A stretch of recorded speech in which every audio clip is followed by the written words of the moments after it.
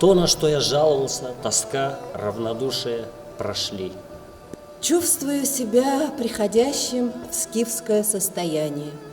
И все интересно и ново. Скуки не чувствую никакой. Я встаю в 6-7 часов утра, пью кумыс, иду на зимовку. Там живут кумысники, поговорю с ними. Прихожу, пью чай с Степой. Потом читаю немного. Хожу по степи в одной рубашке. Все пью кумыс. Съедаю кусок жареной баранины. Или идем на охоту, или едем. И вечером, почти с темнотой, ложимся спать.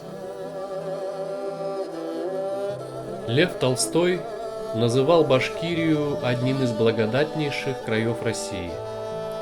Под впечатлением от поездок по Башкирии он оставил воспоминания и создал рассказы «Ильяс» и «Много ли человеку земли нужно?».